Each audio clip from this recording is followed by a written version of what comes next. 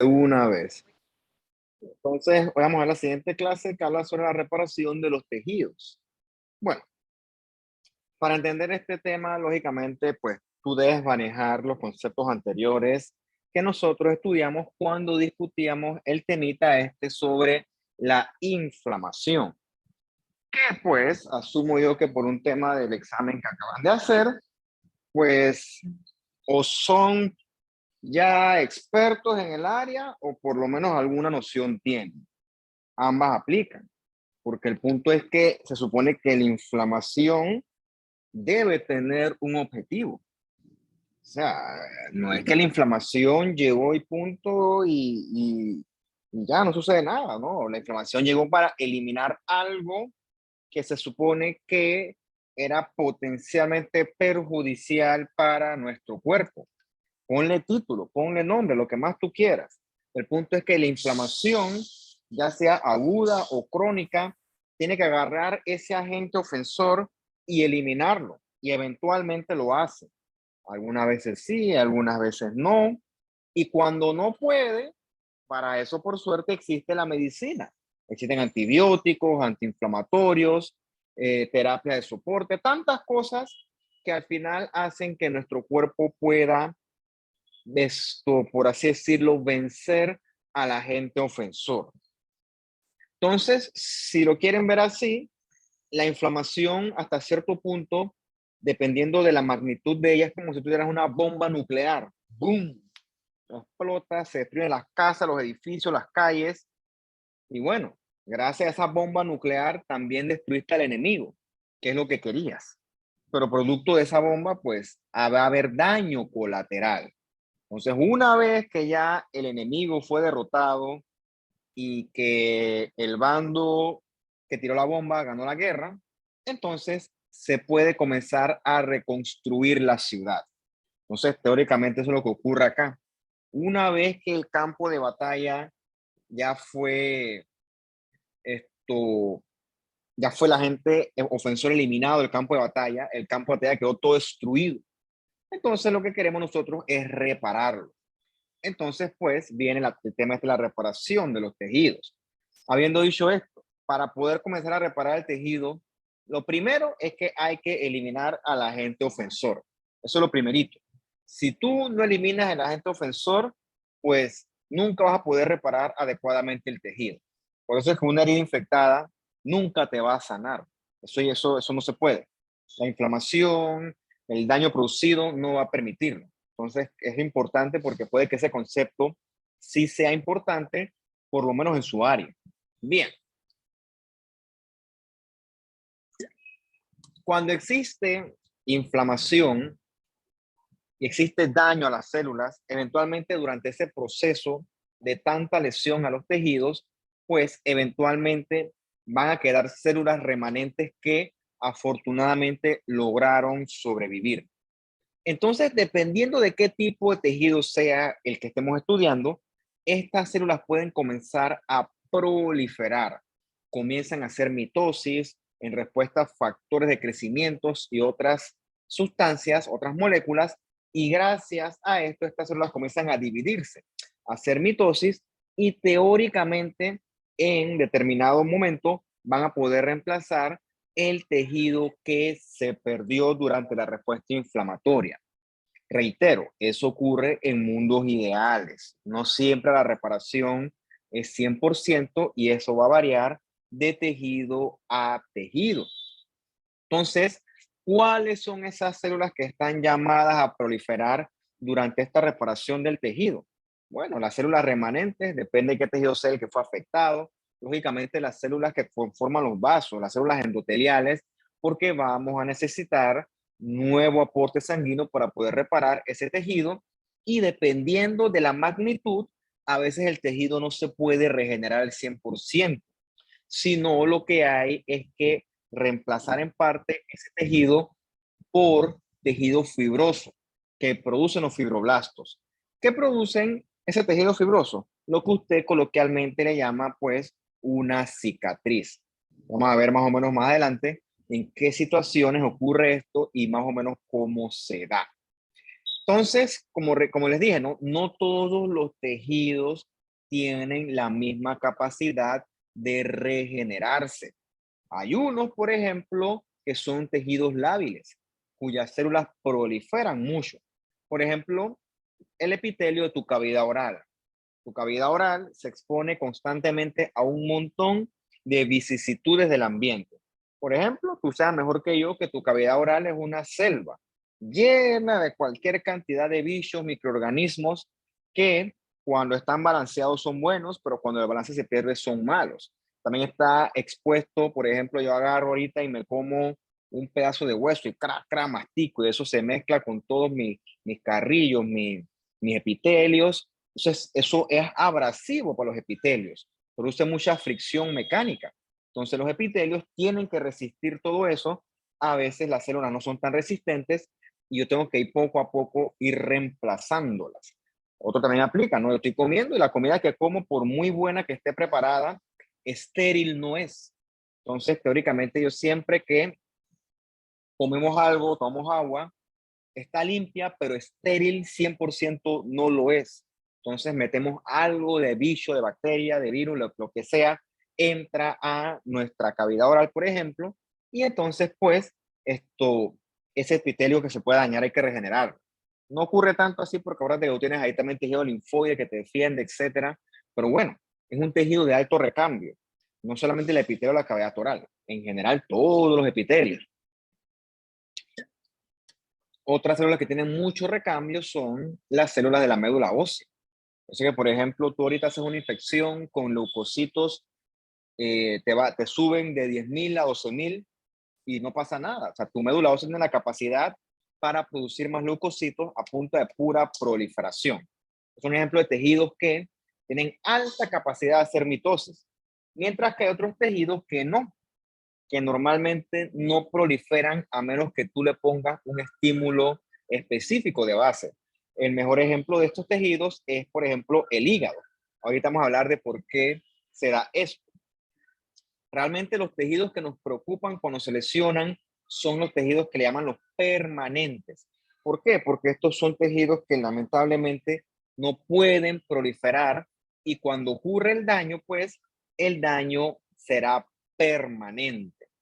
El mejor ejemplo de esto ocurre con el corazón. Por ejemplo, una persona cuando se infarta, preocupa. ¿Por qué? Porque sabemos que el corazón que murió durante ese infarto no va a regresar.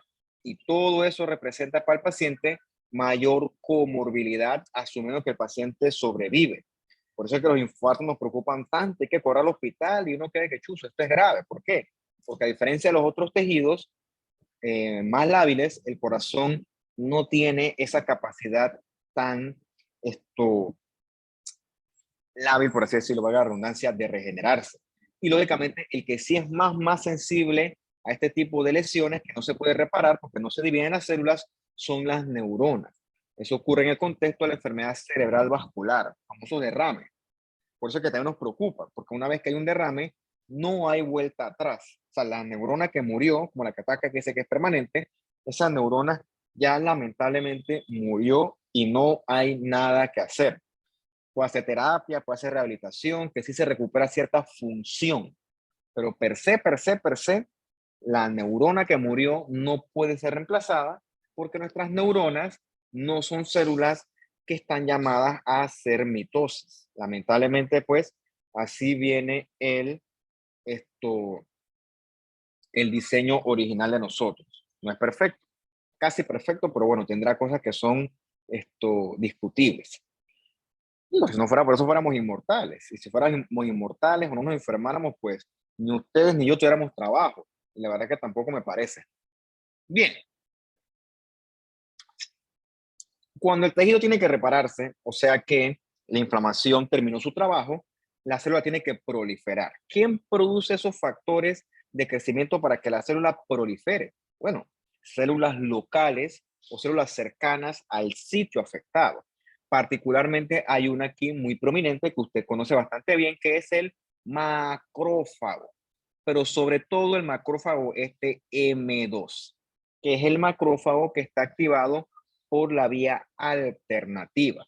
Es distinto al macrófago que hemos discutido en las clases anteriores, que es el macrófago M1, que es el macrófago destructor, el macrófago fagocitador, el macrófago inflamatorio. No, este macrófago M2, como siempre hemos dicho, los macrófagos son células que son muy versátiles, tienen muchas funciones y también él tiene un papel fundamental al momento de la reparación de los tejidos. También se ve apoyado por células del estroma, por células de tejido conectivo, algunas células epiteliales, pero este macrófago M2, del cual vamos a ampliar más adelante, es el principal protagonista al momento de la reparación de los tejidos. Entonces, esos factores de crecimiento que se tratan, por ejemplo, estos macrófagos, van a hacer que las células remanentes que no murieron durante la inflamación comiencen a entrar en ciclo celular y entonces comiencen a proliferar.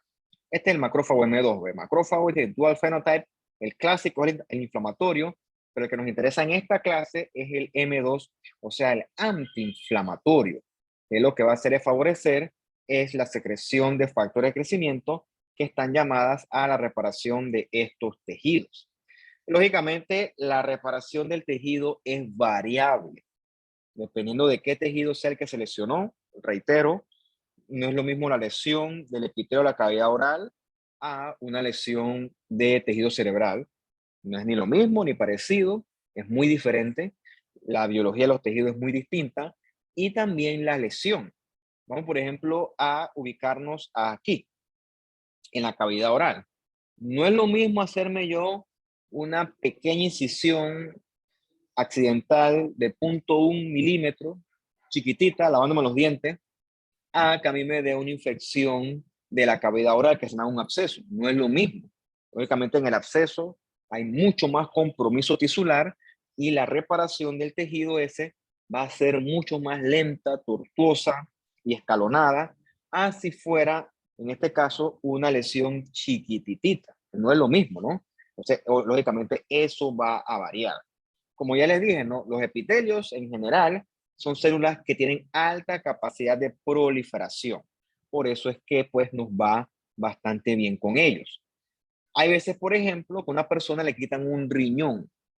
Afortunadamente hay órganos que Dios nos hizo con dos pares. Bueno, eso está mal dicho. Realmente nos hizo con un par, porque dos pares serían cuatro en total. Bueno, será un par que son dos en total.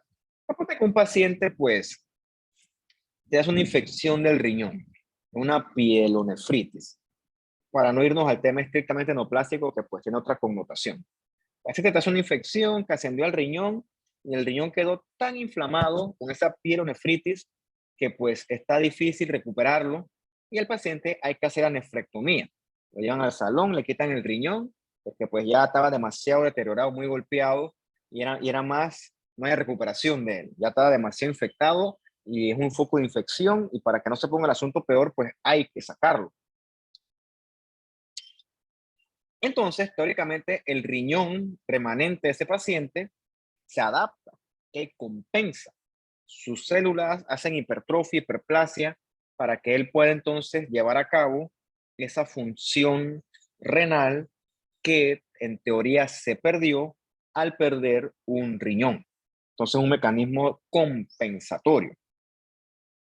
Entonces, eso teóricamente nos ayuda cuando tenemos esos tejidos con capacidad limitada de regeneración. Cuando vienen en pares, hay cierta compensación de parte de el órgano hermanito o contraparte que no está afectado.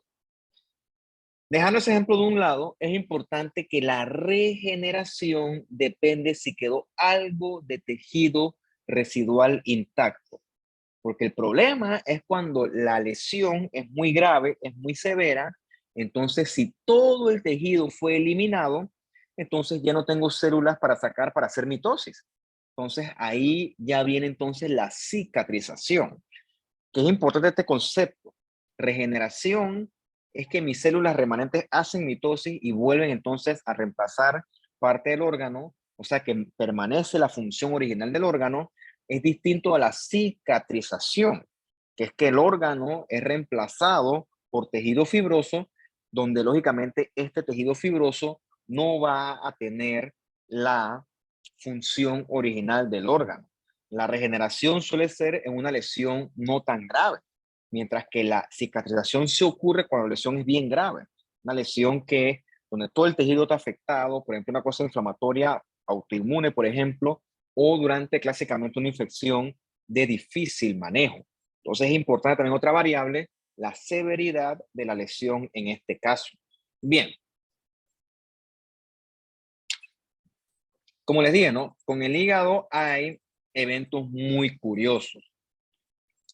Entonces, en el hígado es un órgano que tiene una capacidad anormal de regenerarse. O sea, el hígado tiene excelente capacidad de regenerarse. Otra que tienes un paciente que, por ejemplo, no voy a usar ejemplos neoplásicos hoy, voy a usar ejemplos inflamatorios.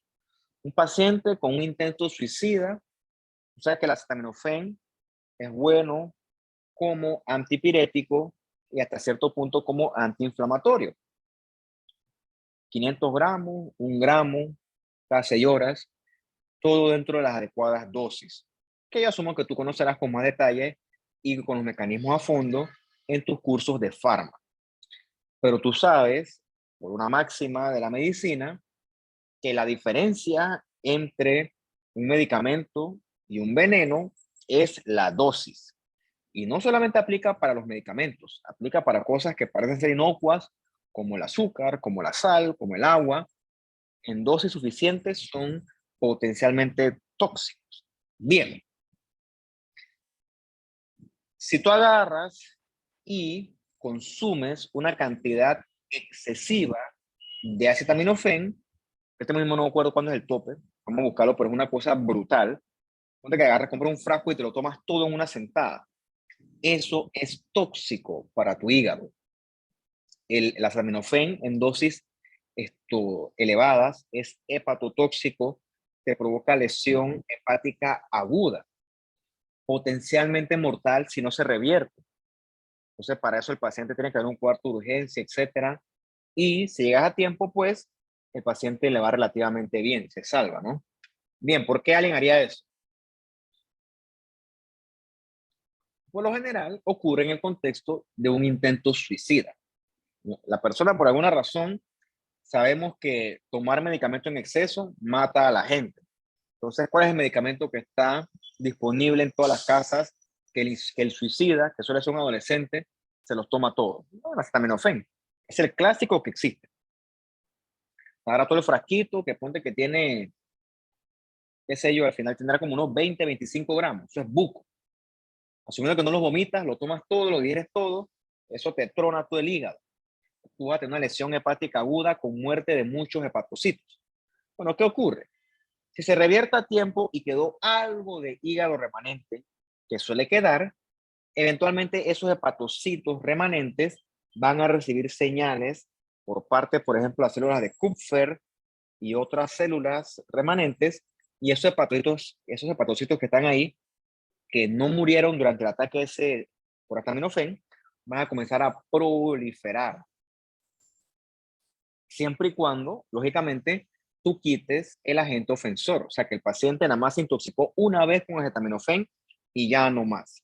Entonces, con el tiempo, luego de que ese acetaminofén ha sido metabolizado, etcétera, o se le coloca su debido soporte con su antídoto, bueno, los hepatocitos remanentes van a comenzar a hacer mitosis, mitosis, mitosis, y al cabo de un tiempo, si todo sale bien, que teóricamente todo debe salir bien si el paciente es previamente sano, entonces ese hígado va a quedar prácticamente todo regenerado.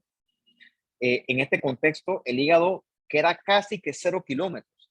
Es un órgano con una capacidad anormal de regeneración. Y no solamente los hepatocitos, sino también pues hay células de los canales de Henry, por ejemplo, que son células madres que se diferencian en hepatocitos en respuesta a esas lesiones hepáticas agudas.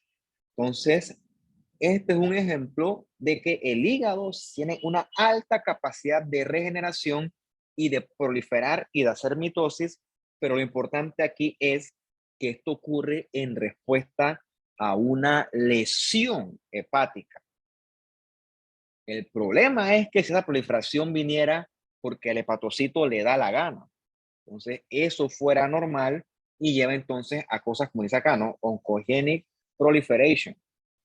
Entonces, recuerda, esta proliferación con factores de crecimiento, etcétera, esto viene en función de un estímulo de base. En este caso, la lesión más inflamación. Tiene que haber un estímulo de base. En condiciones normales, donde no hay lesión hepática, no debemos encontrar a un hepatocito haciendo mitosis porque le da la gana. ¿Okay? Eso sería anormal. Bien, hasta este punto hemos visto ejemplos donde las células pueden hacer mitosis y pueden teóricamente reemplazar el tejido que se perdió producto de la inflamación. Pero hay veces que no podemos regenerar el tejido al 100%. Por ejemplo, tienes este epitelio, ¿por qué no podemos decir que puede ser la cavidad oral? Cuando la lesión es superficial, o sea que nada más agarra la parte superficial, máximo el epitelio se puede regenerar perfectamente. El problema es cuando es una lesión grave que es multicapa, que agarra, por ejemplo, epitelio, lámina propia, submucosa y, ¿por qué no?, capas más profundas. Cuando es una lesión de estas que agarran muchas capas, es una lesión de mucho espesor. Entonces ahí probablemente no todas las células puedan ser reemplazadas por proliferación y toca reemplazar ese defecto con literalmente un parche de tejido conectivo fibroso que usted conoce mejor como la cicatriz. ¿El problema cuál es? Que en esta cicatriz sí, el defecto lo sellé, pero aquí perdí la función de ese epitelio.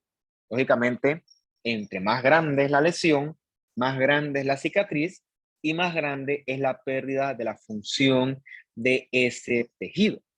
Entonces, hasta este punto, lo importante es que cicatrización como tal, vemos en lesiones que son graves, crónicas, multicapas, que agarran mucho espesor del tejido afectado.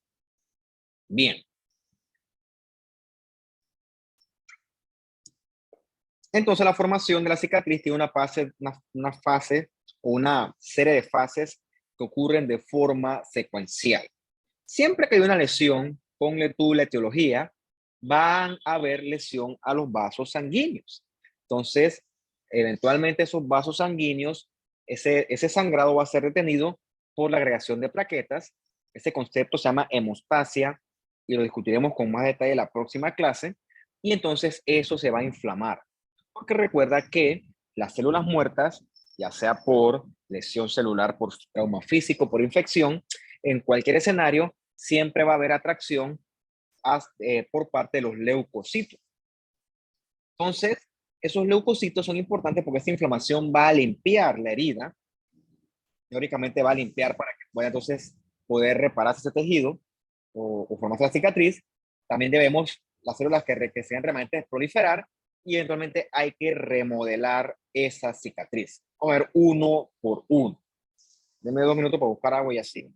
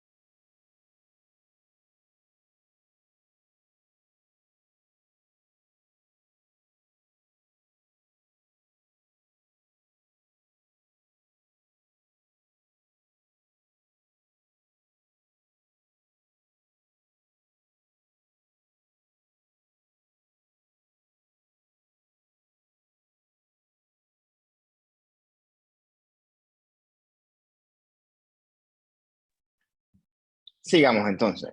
Esto, habíamos dicho entonces que necesitamos ciertos pasos secuenciales para que se forme una cicatriz.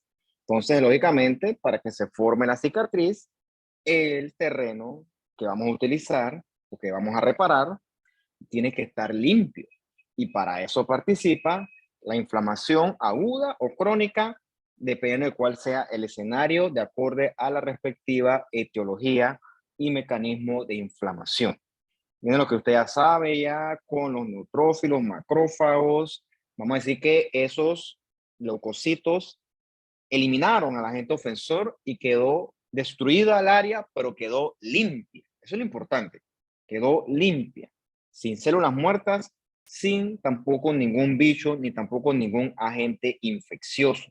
Entonces, ahora sí vienen aquí mis macrófagos M2, que como dice acá, estos son los protagonistas de la reparación tisular, que el macrófago M2 es el principal protagonista, lógicamente colabora con otras células, pero él es trascendental y fundamental porque él secreta muchos factores de crecimiento que estimula a otras células, por ejemplo los fibroblastos, en la reparación de los tejidos. Entonces, luego de esa inflamación, algunas células quedarán remanentes. Entonces, esas células que quedan remanentes van a ir a ese sitio a tratar de formar la cicatriz y entonces esas células van a comenzar a proliferar. En promedio, eso dura unos 10 días.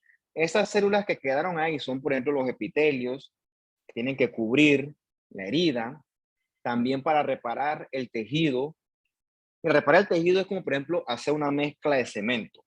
Para hacer una mezcla de cemento necesita lógicamente el cemento, piedras, arena, pero también requieres algo muy importante que es el agua. ¿Okay? Sin agua no hay mezcla de cemento. Entonces igual acá necesitamos algo líquido, necesitamos sangre. Por eso es que también tenemos proliferación de las células que constituyen los vasos. De hecho, forman nuevas conexiones para poder dar irrigación a ese tejido en cicatrización. Se llama angiogénesis y ahorita vamos a describir cómo ocurre. Y también necesitamos que los fibroblastos allí secreten colágeno y secreten bastante. ¿Cómo logran esto? Lo logran proliferando gracias a la estimulación de los factores de crecimiento de los macrófagos M2 para entonces producir ese colágeno que produce eventualmente esa cicatriz fibrosa. En ese momento, esas células que proliferan van a formar un tejido que se llama tejido de granulación, que se ve así como nos aquí a la derecha. Es una mezcla de vasos que proliferan, fibroblastos que secretan tejido conectivo, por eso que el fondo se ve rosado, y también es una mezcla de células inflamatorias, sobre todo neutrófilos. Eso se llama tejido de granulación y es necesario para poder reparar ese tejido y poder entonces poder comenzar a depositar esa cicatriz de tejido fibroso. Esto es el famoso tejido de granulación. Es importante porque esto te indica que el tejido tiene capacidad e está intentando repararse. Cuando el tejido es necrótico, está infectado, no va a haber tejido de granulación. Por lo tanto, nunca se va a reparar. Esto es como lo que tú quieres porque esta es la antesala de un tejido que va a intentar repararse. Entonces, aquí pues todos nos hemos raspado las rodillas en algún momento de nuestra juventud. Ustedes lo recordarán mejor que yo, pues porque pues, son más jóvenes. Entonces, cuando te raspa, bueno, esta herida es una herida más profunda que una simple raspada, pero al cabo de los días, más o menos al segundo día, una raspada en la rodilla se ve así, como dicen, carne viva, se ve rojita y duele un poquito. Entonces, si tú fueras a ver esa rodilla recién raspada en un microscopio, tú verías esto que está en el fondo. Estos circulitos, este que está aquí, este que está acá, este que está acá, esos son un montón de vasitos que están proliferando en el contexto de la angiogénesis.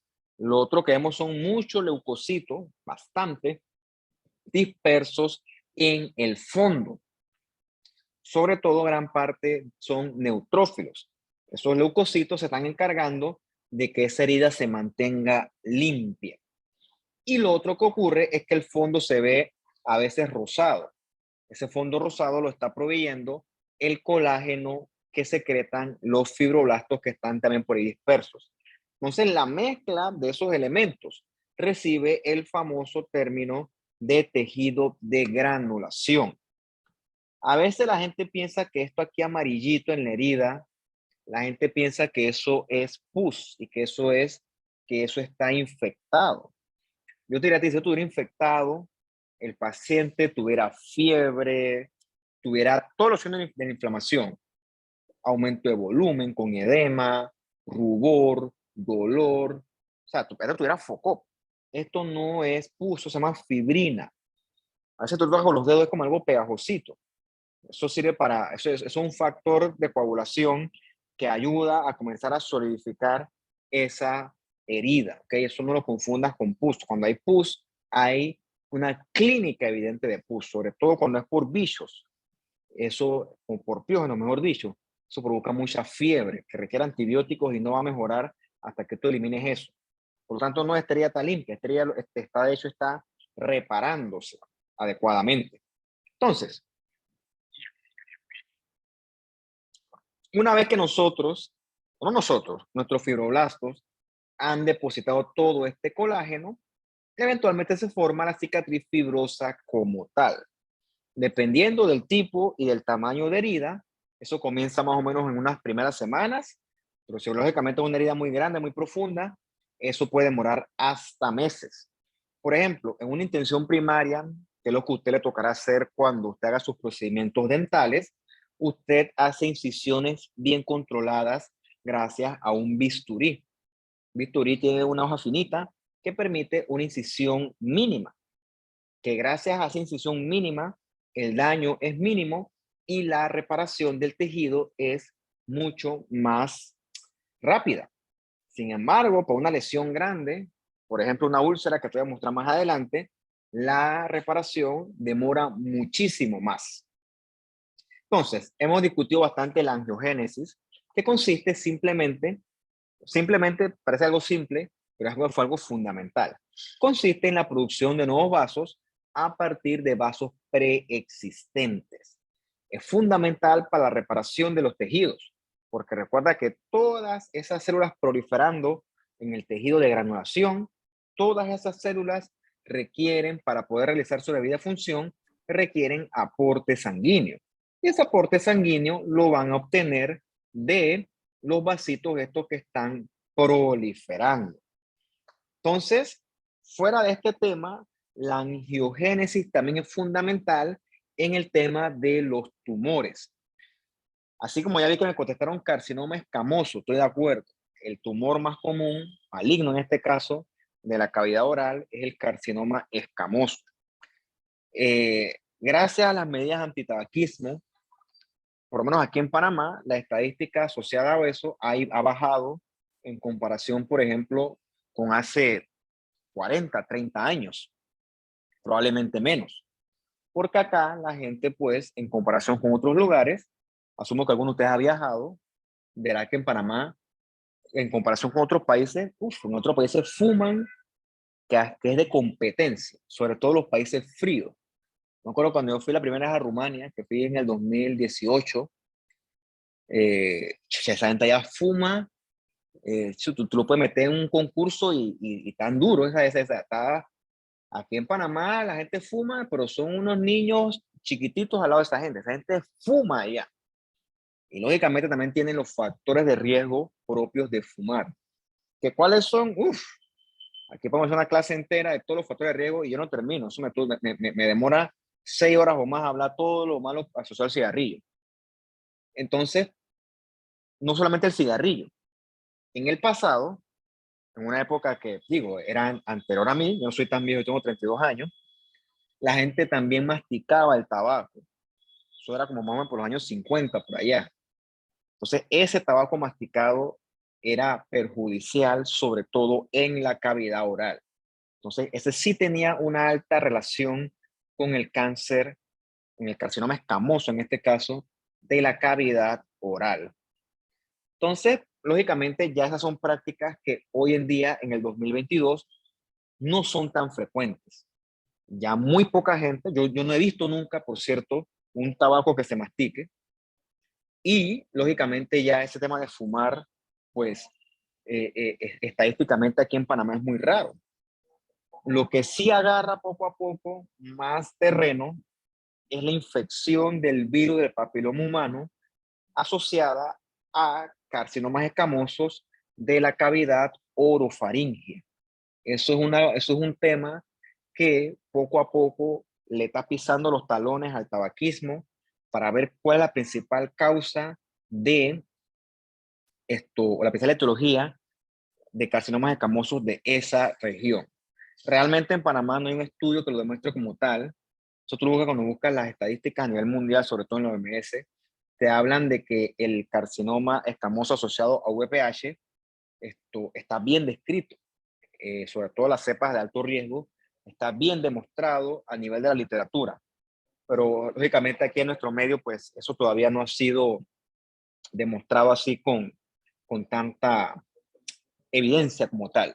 Pero sí está bien descrito que sí, que lógicamente en los carcinomas escamosos, inclusive nosotros le hacemos inmunistoquímica para ver si están relacionados a VPH, y yo he tenido un buen par, que son positivos para P16, y eso se asocia a infección por el virus del papiloma humano. Pero también, lógicamente, como el epitelio de esa área es escamoso, pues el más común tiene que ser el carcinoma escamoso, y lejos. Yo he tenido, recientemente yo tuve uno de la lengua, me tocó una señora mayor, carcinoma escamoso invasor espantoso de la lengua. También he tenido de orofaringe, de amígdalas, de estas palatinas. En esa área que también es común, bueno, sería el tema de glándulas salivares, pero yo creo que eso no es tanto usted, yo creo que eso es más del otorrino, pero también son frecuentes los tumores de glándulas salivares, sobre todo los benignos. Yo asumo que eso usted lo verá en su patología de su parte maxilofacial, patología oral sobre todo, de esa también esto ven para adenomas plomórficos, tumores de Warthin, tumores oncocíticos, pero maligno de glándula salivar mayor, pues tuviera que acordarme, son más comunes los benignos. Eso más o menos así, tirando líneas, así yo extrapolando los tumores que yo recuerdo que ocurren a nivel de la cavidad oral. Y bueno, pero también linfomas, pero que son sobre todo las amígdalas, que eso pues es más tejido linfóide de cavidad oral. Whatever. Dejando de lado esa reflexión, el tumor puede ser el tumor biológicamente el más maligno que a ti se te ocurra, pero sin aporte sanguíneo, él no va a crecer. Él necesita su aporte sanguíneo. Por lo tanto, el tumor se fabrica sus propios vasitos anormales, con fuga, vasos que no son biológicamente adecuados, y gracias a su aporte sanguíneo es que él logra crecer. Por eso es que es importante dentro de las terapias este tema de frustrarle la angiogénesis al tumor. Le frustras el aporte sanguíneo y teóricamente el tumor pues no va a poder crecer adecuadamente. Teóricamente, la pregunta es cómo le quitas al tumor ese debido aporte sanguíneo. Bueno, imposible no es, pero bueno, es una buena opción de tratamiento.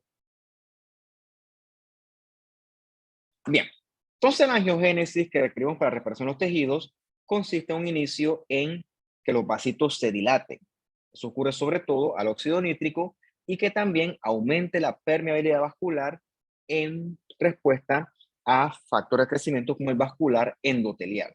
Luego ves cómo se separan los pericitos y ves cómo la membrana basal también se va separando. Y eso permite que el pericito, que es este que está aquí celestito, comience a crecer como si fuera una plantita. Recuerda que en este momento también están migrando a ese sitio células endoteliales que van a ser necesarias para que este nuevo vaso pueda, pues, seguir creciendo más. Entonces, poco a poco comienza a crecer este pericito y se van uniendo estas células endoteliales. ¿Okay? ¿Ves cómo va creciendo poco a poco cada vez más y más el vasito? Se van reclutando elementos como músculo liso, más pericitos, hasta que eventualmente se forma el vaso sanguíneo que requerimos. Cuando ya tenemos el vaso sanguíneo como tal maduro, entonces se deja el vaso de crecer, se suprime la proliferación y se deposita su respectiva membrana basal. Y bueno, en ese momento ya tenemos nosotros entonces un vasito que es adecuadamente formado. Bien, hemos dicho nosotros que para reparar el tejido participan muchos factores de crecimiento, sobre todo este vascular endotelial, que es para la migración de células endoteliales, este factor de crecimiento fibroblástico, lógicamente promueve la proliferación de fibroblastos, pero probablemente el más importante, el factor de crecimiento transformante beta. Ya vamos a hablar en su respectiva sección. También es importante porque hay metaloproteinasas de matriz que van remodelando todos estos procesos que se van formando nuevos, así como tú repellas una pared. Cuando tú repellas una pared, tienes que, cuando sellas una rajadura, tienes que después repellar la pared, pues para que quede bien, para que quede bonito. Entonces, todos estos vasos hay que repellarlos para que queden pues útiles y funcionales. Y eso ocurre gracias a esas metaloproteinasas. Entonces, ese tejido conectivo es depositado por los fibroblastos. Pero ¿quién manda los fibroblastos? Sobre todo los factores de crecimiento y algunas citoquinas. Dentro del factor de crecimiento está sobre todo ese transformante beta. Y estos elementos son secretados principalmente por los macrófagos M2, que son macrófagos reparadores de los tejidos. Entonces, en un inicio, los fibroblastos, asumiendo que esta es la herida, los fibroblastos llegan y se aproximan a los bordes de la herida y poco a poco van aproximando los extremos hacia el centro. ¿Cómo logran eso? Diferenciándose en células que se llaman los miofibroblastos, que tienen actividad contráctil y que poco a poco van aproximando más y más esos bordes de la herida hasta que con el tiempo la cierran. Lógicamente, esto que yo les describo es más fácil entre más chiquita sea la herida. Hay veces que los pobres miofibroblastos no pueden hacer el trabajo y la herida queda fea, la reparación. Entonces, en ese momento, usted aplica algo que aprenderá bastante bien en su momento, asumiendo que aún no lo ha aprendido, que es suturar. Usted, porque yo no, ya yo no suturo, ni me interesa. ¿La sutura en qué consiste? En agarrar los bordes de la herida y aproximarlos. Básicamente estás haciendo lo mismo que hace el miofibroblasto, pero con algo más de facilidad. Pero mira que nosotros lo que hacemos es imitar lo que hace nuestro cuerpo. Nada más que lo ayudas, ¿no? Lógicamente agarras una sutura con la técnica que te enseñen y tú lo que haces es agarrar esos bordes y los aproximas hacia el centro. Eso es lo que hace una sutura. Una sutura no repara la herida. Una sutura favorece la reparación de la herida gracias a esa aproximación de los bordes. Entonces, para que estos fibroblastos, miofibroblastos, lleguen y proliferen, son comandados principalmente por este factor de crecimiento transformante beta, como dice aquí. Es la citoquina o factor de crecimiento, ambos términos aplican, más importante para el depósito de tejido conectivo durante la reparación de los tejidos. Principalmente producido por los macrófagos M2 y ese transformante beta, ¿qué va a hacer? Va a estimular la migración y proliferación de fibroblastos para que secreten colágeno y otros componentes de la matriz extracelular que puedan entonces eventualmente reparar el tejido en cuestión. Este que está aquí es el factor más importante al momento de la reparación de los tejidos. No siempre es bueno, porque por ejemplo, cuando ocurre fibrosis de órganos internos, el mejor ejemplo es la cirrosis hepática. En este caso, el hígado es reemplazado por puro tejido fibroso y el hígado entonces pierde su respectiva función. Entonces, sí, el transformante beta es bueno para reparar, pero bueno, en exceso, pues no es tan beneficioso. El transformante beta también tiene propiedades antiinflamatorias, inhibe o suprime la proliferación de linfocitos y bueno, le ayuda a los fibroblastos, los dirige y entonces, dependiendo del tamaño de la lesión, teóricamente a los 5 días debe entonces comenzar ya a producirse la cicatriz. Reitero, teóricamente en promedio, porque si una herida muy grande, lógicamente el proceso va a ser mucho más demorado. Entonces, una vez que se ha instaurado la cicatriz como tal, finalmente viene otro evento más, que ves que la cicatriz es un tejido avascular. O sea, la cicatriz va a carecer de vasos sanguíneos. También va a carecer, por ejemplo, en la piel, va a carecer de pelos, va a carecer de anexos. Por eso es que, por ejemplo, yo tengo una cicatriz en los brazos, tú ves que tu cicatriz no tiene pelos. Es como pareciera como si se saltaran los pelitos, porque la cicatriz, pues, esto carece de estos anexos. Un segundito.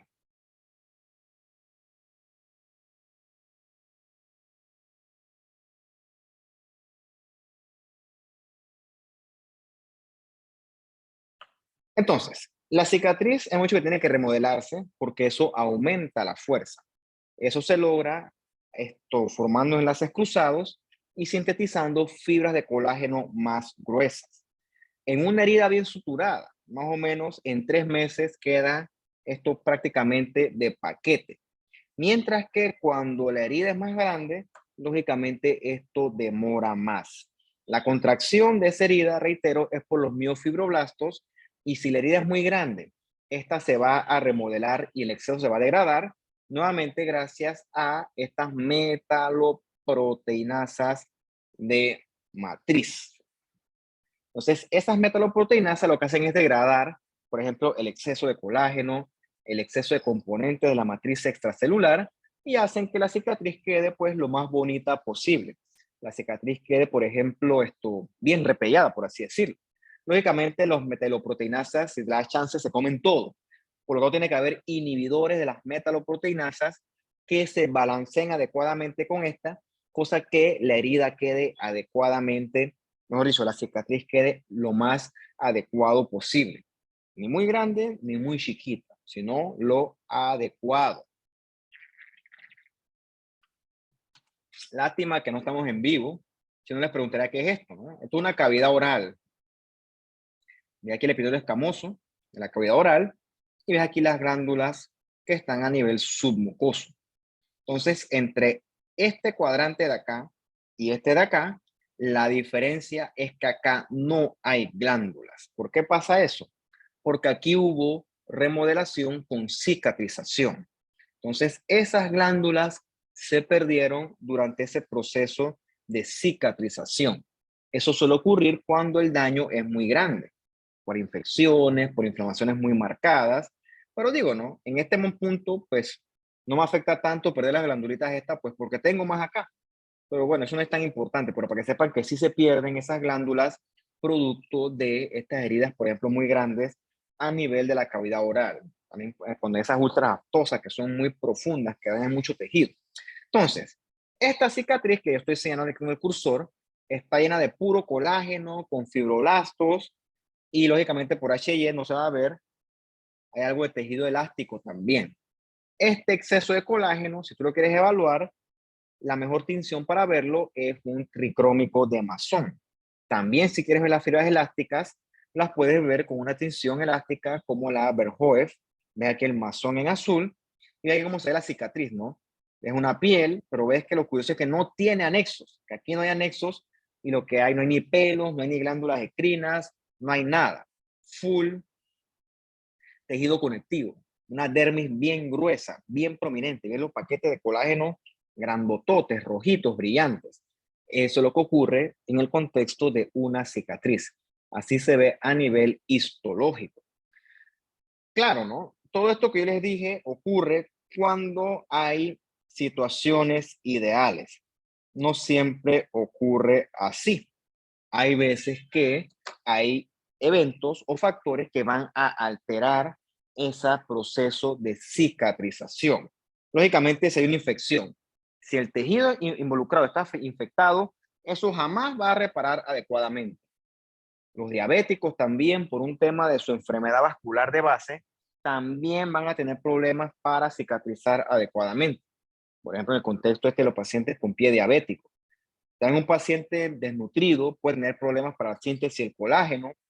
Los pacientes que comen muchos corticoides, los corticoides, entre muchas cosas que hacen, también inhiben el factor de crecimiento transformante beta, que es fundamental para la reparación del tejido. Otra cosa, un factor mecánico. Por ejemplo, me suturas una herida, yo me la paso rascándomela, molestándomela y me rompo los puntos de tanto molestarla. Se llama dehiscencia de herida. Entonces, yo de vuelta que me la suturen porque soy mal paciente. Lógicamente, si el aporte sanguíneo es pobre, eso también son factores que todos influyen en la adecuada y la debida reparación de los tejidos. Hay escenarios donde la cicatrización también va a ser anormal. Por ejemplo, estas úlceras vasculares venosas, son úlceras dolorosas, ocurren en un paciente que tiene pues estos problemas para el retorno venoso, una falla cardíaca, por ejemplo. Eso es por lo que vamos a discutir con calma en la próxima clase.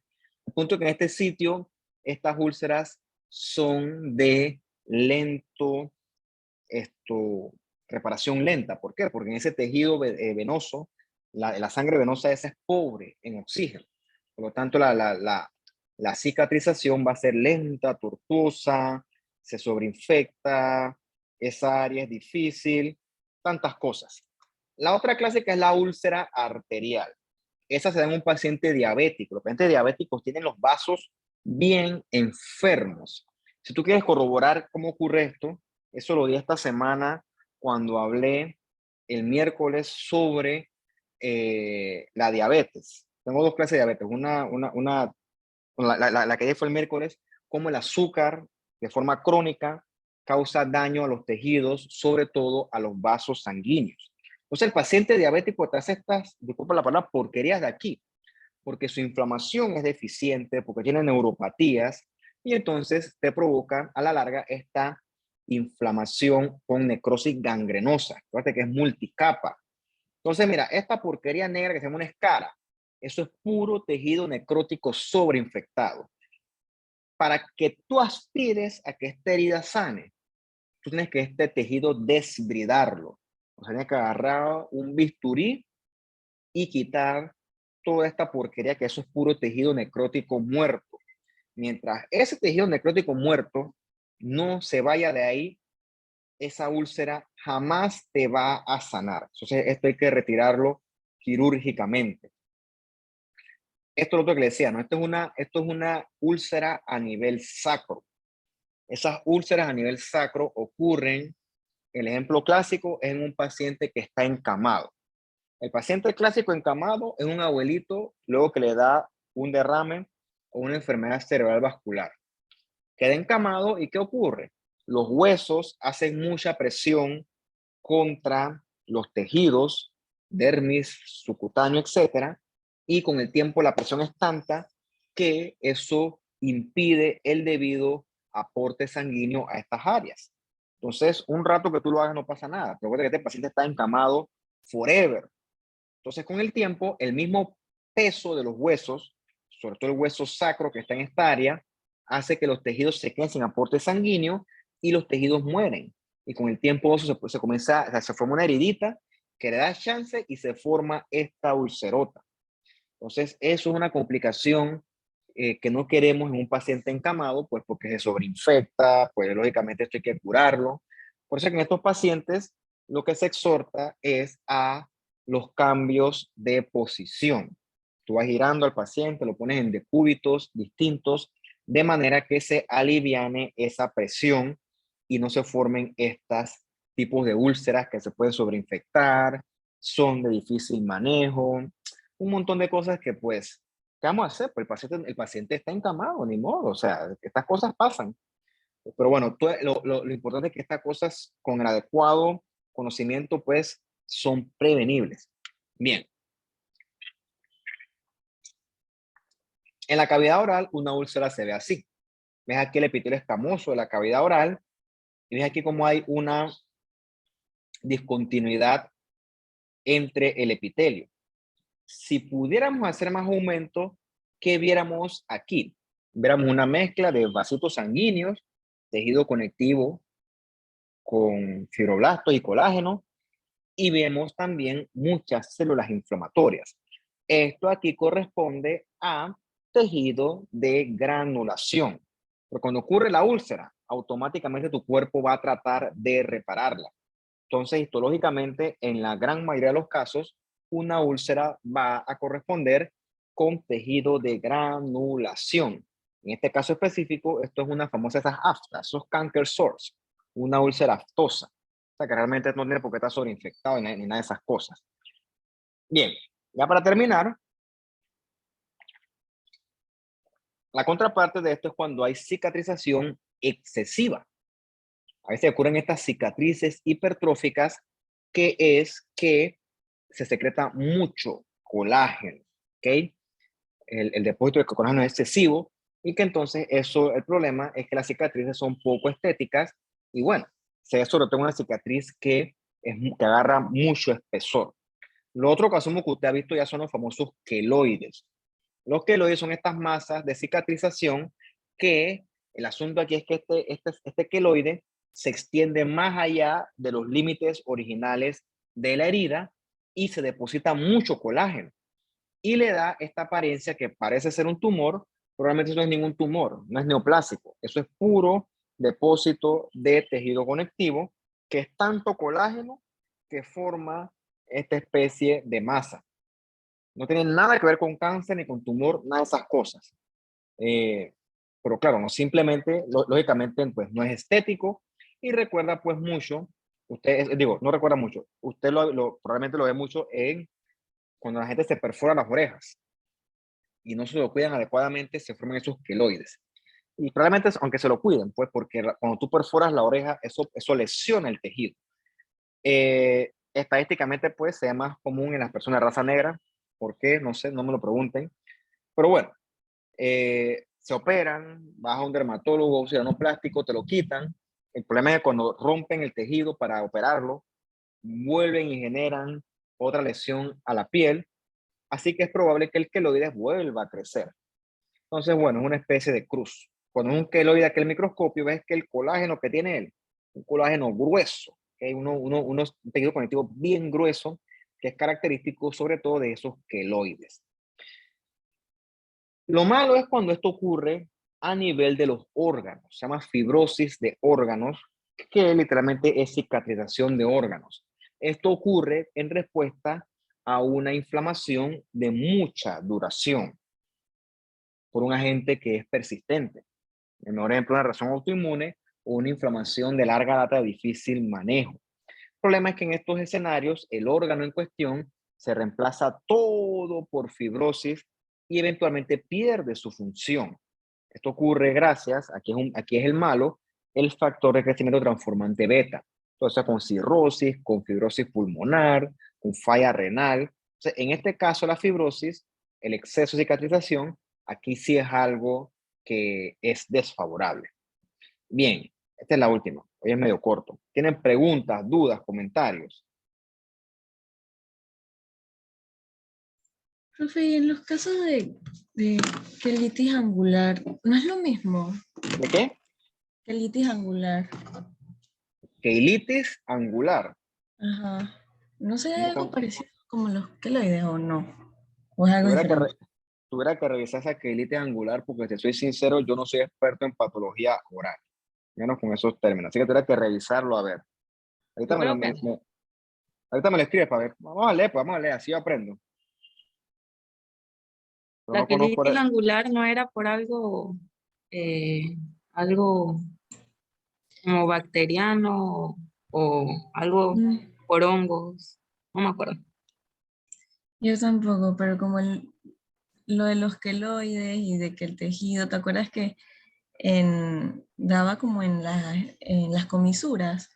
Pero era, no recuerdo si era por algún daño o algo así. Sé que algo tiene que ver con bacterias, pero no sé, Tuviera que tampoco. revisarlo. Lo voy a revisar para ver y te doy una respuesta basada en lo que yo sé. No conozco el término, sorry.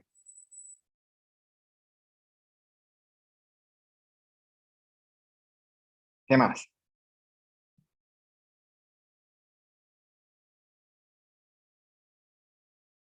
Bueno, Eh, ahí ven, profe, pero, dime. entonces cuando se da la cicatrización, ahí sí se pierde la función, pero cuando se regenera no se pierde. Correcto. Cuando se regenera el tejido, teóricamente ocurre en tejidos que tienen alta capacidad de regeneración. Entonces, el tejido, por así decirlo, queda 0 kilómetros. Mira, por ejemplo, cuando el paciente le da una neumonía, o tú, por ejemplo, a ti te toca un resfriado en algún momento de tu vida. ¿Alguna vez tú has escuchado a alguien que quede con secuelas de un resfriado?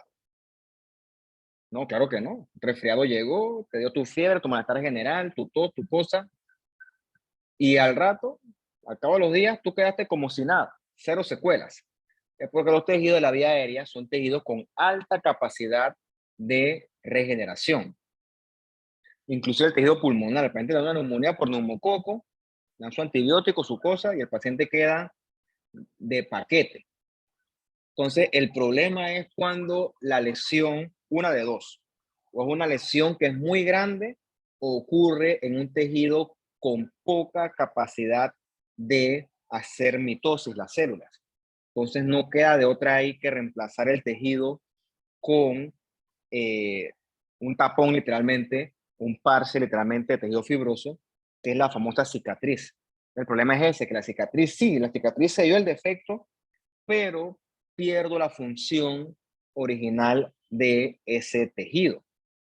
Claro, por ejemplo, en el ejemplo que te puse, la cavidad oral, digo, por perder un par de glandulitas no pasa nada. El problema es cuando la cuestión barre todo, que pierde todas las glándulas, pues ahí sí sería clínicamente de relevancia. Eso ocurre, por ejemplo, en las enfermedades autoinmunes, que la gente queda con serostomía, por ejemplo, en el Sjögren, cosas así, que el ataque es bien masivo. Ahí la cosa sí es más dramática, pero digo, no son casos raros y prácticamente aislados. No es la norma.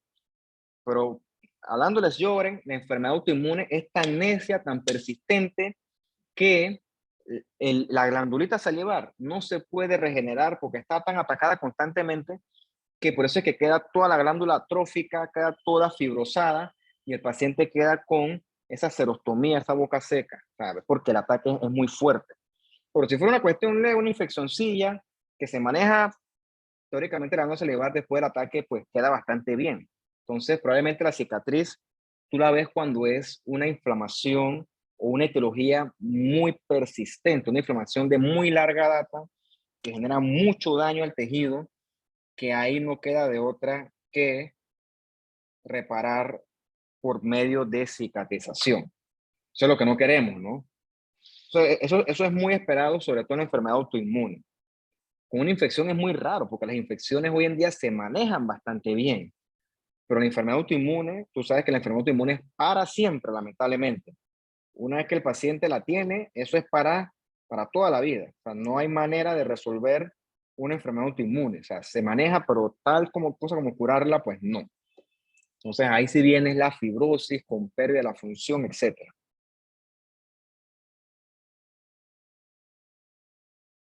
¿Qué más?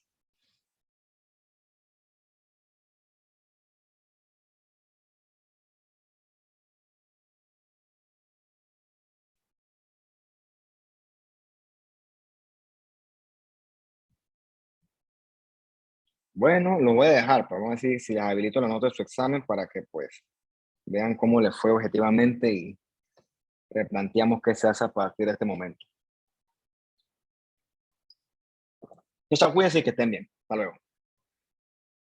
Chao, profe. Gracias, profe. Hasta luego.